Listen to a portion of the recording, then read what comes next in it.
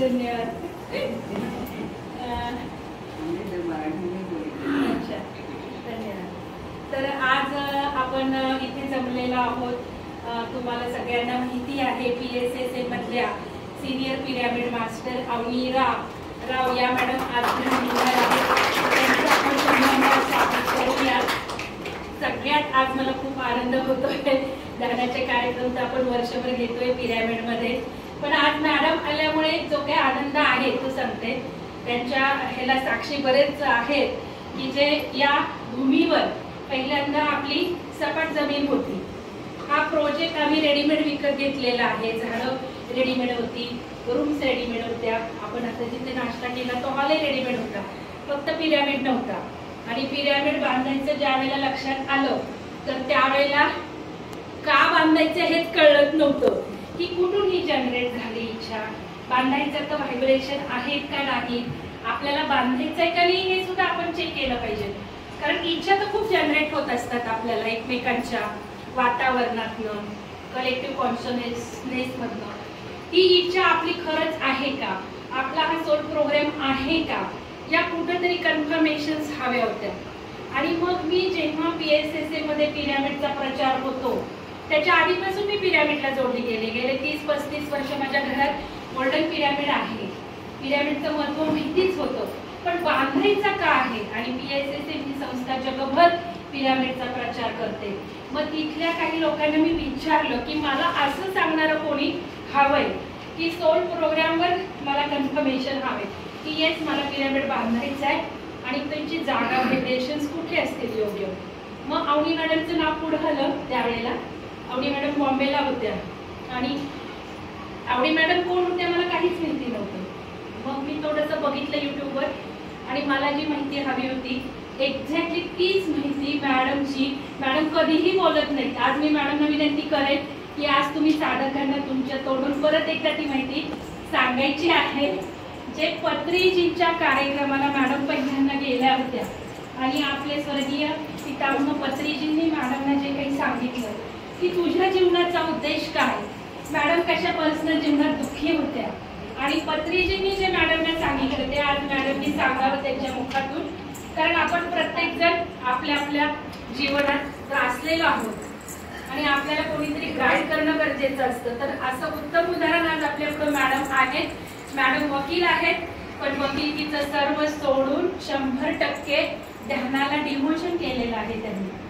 तर या मॅडमना मी बोलवलं आणि मॅडमनी त्यावेळेला हेमंगम होतं फार्म हाऊस समोरचं आणि मॅडमनी चेक केली ऊर्जा. समोरचा प्लॉट घेतला होता पिरॅमिडसाठी, तिथली ऊर्जा चेक केली.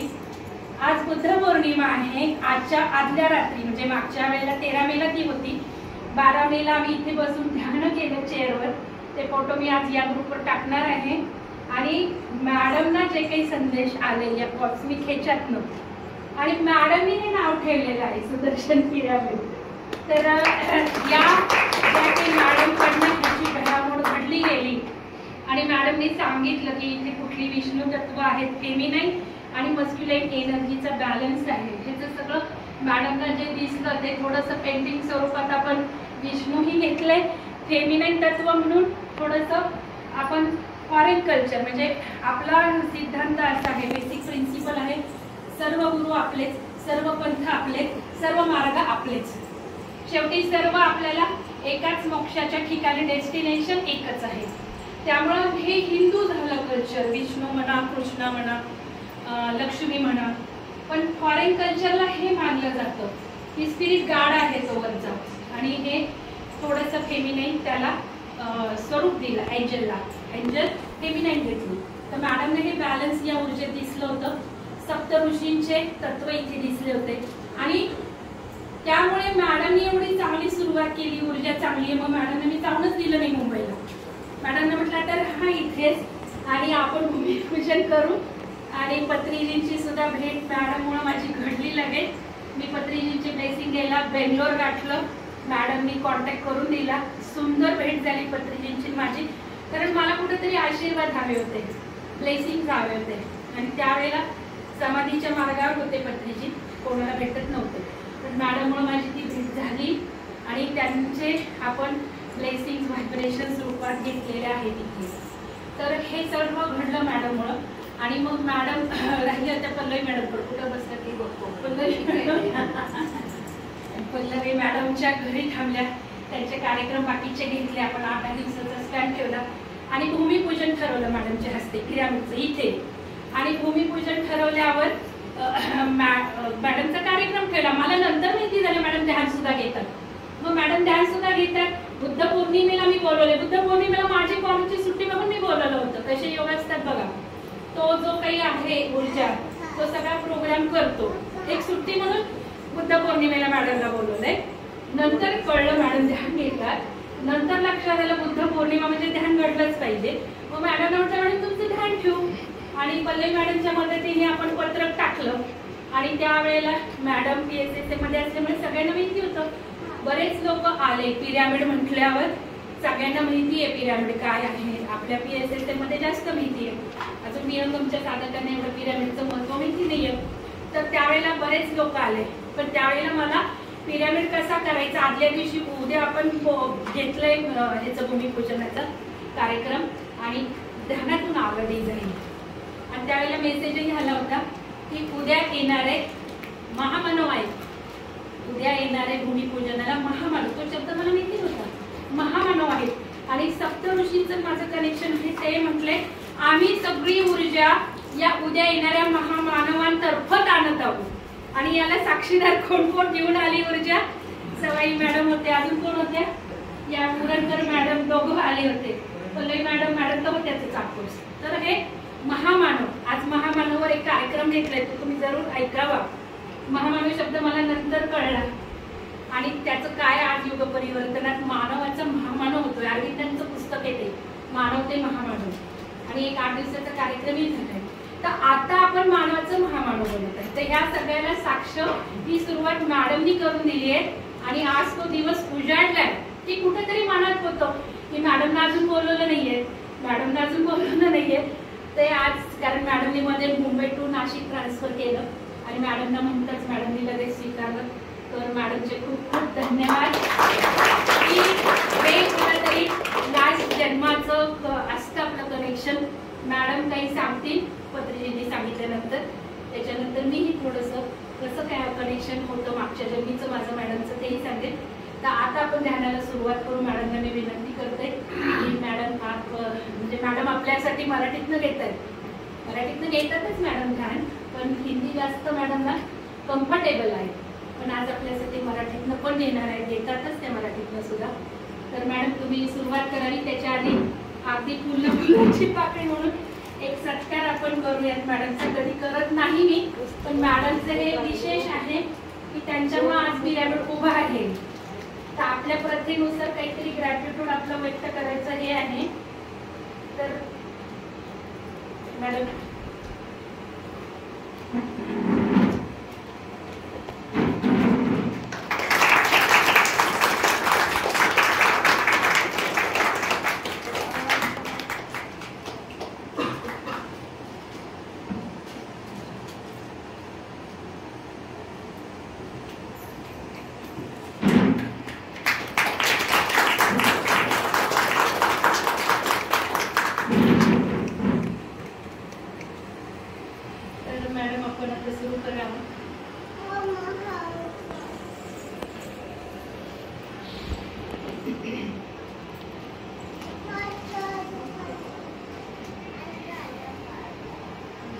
बडबड करायला लागला तर तुम्ही खाली जा ना. सगळ्यांना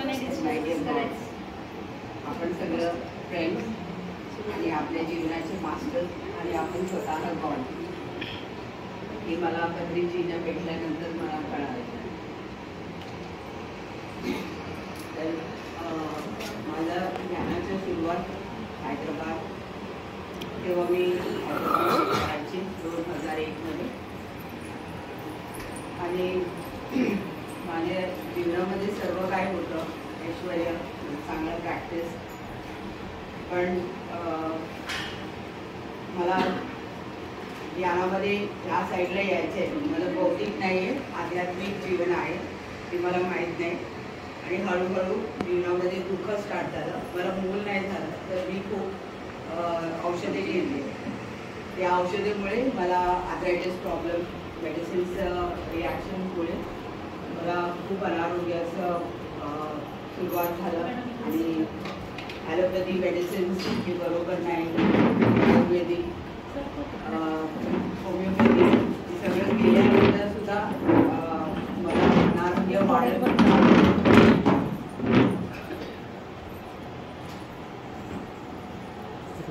काय काम होत आहे.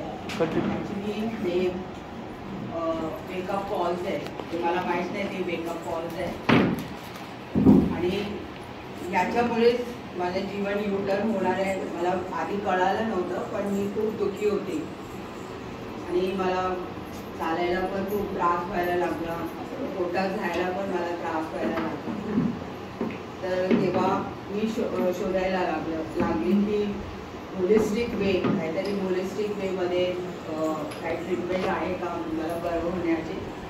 तर तेव्हा माझ्या एका मैत्रिणीमुळे मला भविष्य सीतामा मैत्रिणींचे शिबिर होतं 8 एप्रिल 2001 त्या दिवशी संध्याकाळी होतं आणि पद्धतीच्या शिबिरला मी गेले. त्याची कोण मला माहीत नाही, पण त्याच्या आधी आमचे सिनियर्स आम्हाला ध्यानामध्ये बसवले आणि ध्यान सुरुवात झाली. त्याच्यानंतर थोड्या वेळानंतर पत्रीजी आले. जसं पत्रीजी फ्लूट वाजवायला सुरुवात केली तर माझ्या शरीरामध्ये संपूर्ण एक विश्वशक्ती, तेव्हा मला माहीत नव्हतं ते कॉस्मिक एनर्जी विश्वशक्ती आहे, पण त्या एनर्जी माझ्यामध्ये फ्लो होत होता आणि तेव्हाच माझ्या शरीरामध्ये जिथे जिथे मला पेन्स आहे ते जास्त व्हायला लागलं आणि मला असं वाटत होतं की असं मी कसं इथे बसू, संपूर्ण पेन्स. आणि पत्रीजी सतत बोलत होते, कोई भी आंखें नहीं खोली, कोई भी आंखें नहीं खोली. तर असंच 1 तास मी ध्यानामध्ये बसले आणि त्या 1 तास नंतर मला संपूर्ण माझ्या शरीरामध्ये हिलिंग झालं आणि तेव्हा हिलिंग होत होतं माहीत नाही. जेव्हा जसं त्यांनी ओके बोलले तर मी ध्यानामधून जसं जसं बाहेर येत होते तर संपूर्ण पेन्स पूर्णपणे गायब झालं. मी एकदम आश्चर्य झाले की आतापर्यंत मी बसू नाही शकली, पण आता कुठे गेलं हे सगळं पेन्स. त्याच्यानंतर स्पिरिच्युअल सायन्स, आध्यात्मिकता काय आहे आणि हे ध्यानाच्या इम्पॉर्टन्स पत्रीजी सांगितले आणि त्याच्यानंतर त्यांनी अजून एक बोलले की व्हेजिटेरियनिझम. तोपर्यंत मला माहीत नाही की आपल्याला व्हेजिटेरियन होण्याचे गरजेचं आहे, कारण मी तेव्हापर्यंत मला कोणी सांगितलं नाही. जसं पत्रीजी बोलले तर मी इमिजिएटली तेव्हाच मी डिसाईड केलं की आजपासून मी व्हेजिटेरियन. मला एक क्षण पण मी विचार नाही केलं, कारण आजपर्यंत मला कोणी सांगितलं 40 वर्षामध्ये मी त्या नॉनव्हेजमुळेच मला पूर्ण शरीर अस्तव्यस्त झालं आणि मग मी तिथे डिसाईड केलं. पण घरी गेल्यानंतर मी सगळ्यांना सांगितलं की आजपासून मी व्हेजिटेरियन आणि मी स्वयंपाकसुद्धा नाही करणार. पण मला आश्चर्य आहे की मला कोणी काय नाही बोलले, ठीक आहे तुमची मर्जी आहे, कारण मी जॉईंट फॅमिलीमध्ये होते आणि तेव्हापासून ध्यान आणि व्हेजिटेरियनिझम आणि पिरमिडचं एनर्जीज. आज आपण पिरमिड, मोठं पिरमिडमध्ये बसलेला आहोत. दिव्य पिरमिड आहे. आज ऑलरेडी मास्टर आमच्यामध्ये बसलेला आहे, महाविष्णू. त्यांच्या ऊर्जा पण तुम्हाला जाणवणार ध्यानामध्ये. तर मी ध्यान करता 45 डेजमध्ये मी संपूर्ण माझ्या अनारोग्य मी ठीक केले आणि त्या दिवशीपासून आजपर्यंत मला 23 वर्ष झाले. No doctor, no medicine. मग मी हळूहळू ध्यानाच्या मास्टर्स बरोबर, जेव्हा मला हॉलिडेज असायचे तर मी मास्टर्स बरोबर प्रचारसाठी जायचे. पत्रीजी मला बोलले, आप कल स्टूडेंट थे, आज आप मास्टर है, आपको सबको बताना है, आप बताने आए हैं. मला काही माहीत नाही, आप बताने आए हैं. मी तर कुठलंही पुस्तक पण नाही वाचले आणि आरापारासाठी ध्यान पण काय नाही, आपको सब मालूम है असं म्हणायचे. आणि खरंच मी तिथे क्लासला जाऊन सांगायला तर कुठून ते नॉलेज येत होतं मला सुद्धा माहीत नाही. अशा रीतीने एक 4 वर्ष हैदराबादमध्ये राहून आणि सगळं सिनियर मास्टर्स बरोबर संपूर्ण हे नॉलेज आणि मला थोडा एक्सपिरियन्स खूप लवकर आले, 1-2 महिन्यामध्ये मला संपूर्ण थोडा लवकर झाला. मी किती लहानपणापासून मोठ्या झाल्या पण माझ्या आईबरोबर मी किती पूजा केली, पण तेव्हा मला कुठलंही देव नाही दिसले. याला